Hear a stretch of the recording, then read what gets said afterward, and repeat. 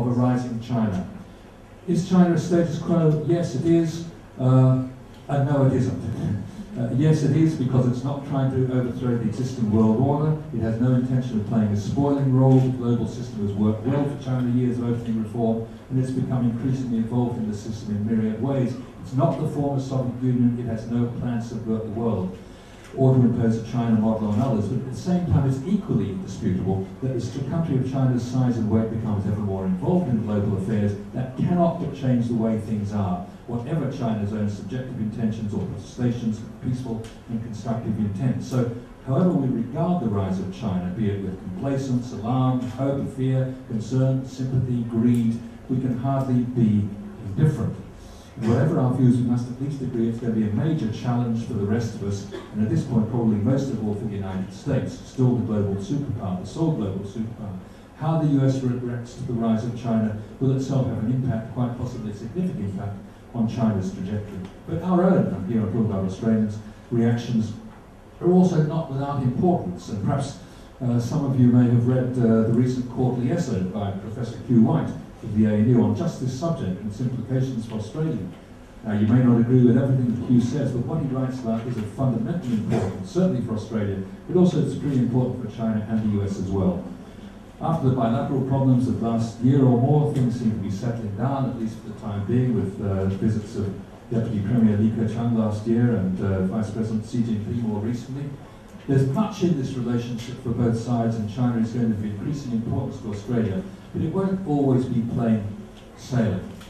But let me repeat that rather than rising, China is coming back. And for the first time, our major trading partner is not our major security partner or a strategic adjunct to our major security partner.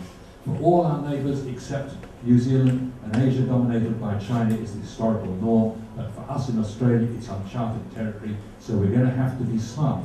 But at the same time, while the rise of China is not new, the circumstances are, it's not just returning to the patterns of the past. In the past there was no United States. The US is not just going to go away. That's why getting US and China right is so important. There was no Australia for that matter.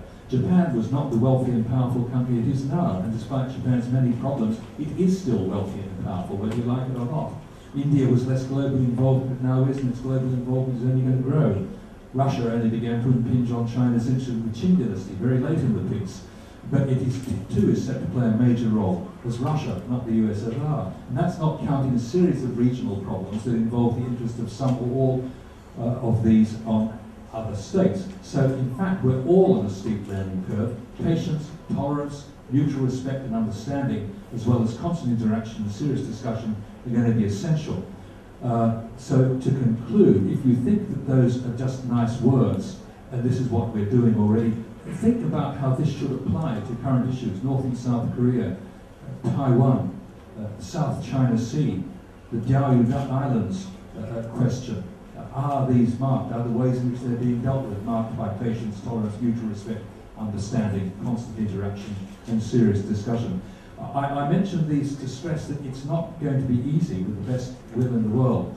But to finish on a positive note, I am still pretty hopeful. People like Mearsheimer who talk about what happened in Imperial Germany, I talk about what happened with Imperial Germany. China is not Imperial Germany, China is China, Australia is in China. And I think if we're going to look to the future, look to a collaborative and cooperative future, a meeting like today's is a very good way of starting. Thank you very much.